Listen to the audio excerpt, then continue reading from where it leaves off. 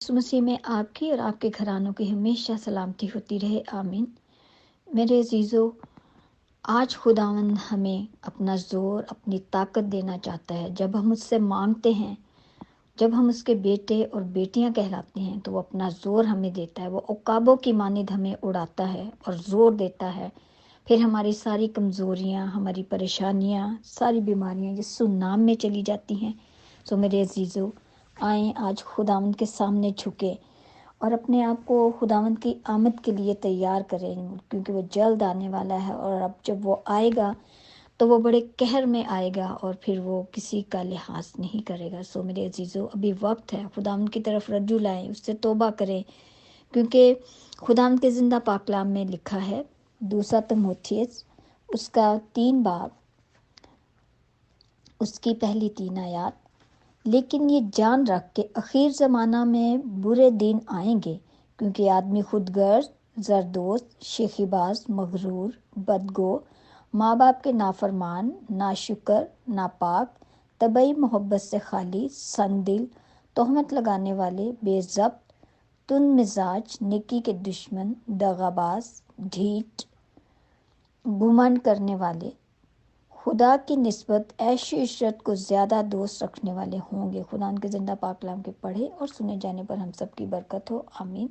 सो मेरे अजीज़ों, जब ये तमाम बातें हम में आ जाती हैं, तो फिर जब हम इनमें से किसी एक बात को भी अपने दिल में लेते हैं, तो शैतान हमारे दिल में आ मौजूद होता है, उसका बसेरा, उसका घर हम में बस जाता है। फिर ये तमाम बातें हमारे दिलों में आ जाती हैं और हम खुदावंद से दूर हो जाते हैं और खुदा का फजल हमसे दूर हो जाता है। सो मेरे अजीज़ों, खुदावंद के आगे झुक जाएं, उसके ज़िंदा कलाम को पढ़ें और उस पर अमल करने वाले बन जाएं, क्योंकि खुदावंद हमारा ज़िंदा खुदावंद है।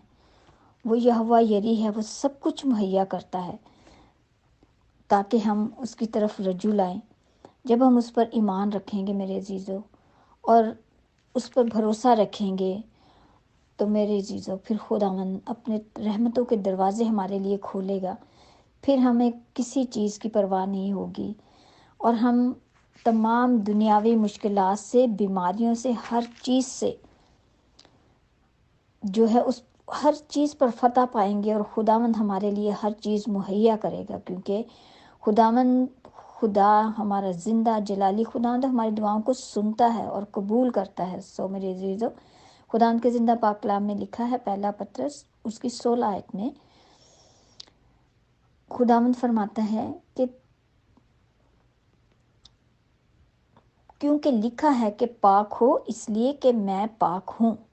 सो मेरे अजीज़ों, जब हम इन बातों से दूर रहेंगे, खुदावंद के ज़िंदा कलाम को पढ़ेंगे, उस पर अमल करने वाले बनेंगे, तो मेरे अजीज़ों फिर खुदावंद का रूह हम में बसेगा और वो हमें अपनी कुव्वत और अपनी ताकत, अपना ज़ोर हमें बख्शेगा, ताकि हम ईमान लाएं और कसरत की ज़िंदगी पाएं।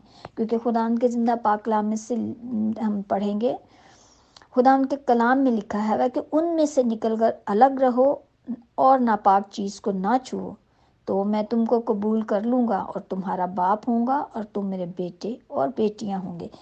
जब हम खुदावंद के बेटे और बेटियां बनेंगे, तो मेरे अजीज़ों खुदावंद का फजल, उसकी रहमत, उसका पाक रूह का मसा हम पर छाएगा और हमेशा खुदावंद के फजल में रहेंगे। और फिर कोई दुनियावी चीज़, शैतानी कुव्वतें हमारा मुकाबला नहीं कर सकेंगी। सो मेरे अजीज़ों, खुदावंद के ज़िंदा कलाम को पढ़ें, उस पर अमल करें, उसकी तरफ रज्जू लाएं, इन तमाम बातों से बचें, अपने दिल में खुदावंद की मोहब्बत को लाएं। खुदा न आप सबको बरकत दे, आमीन।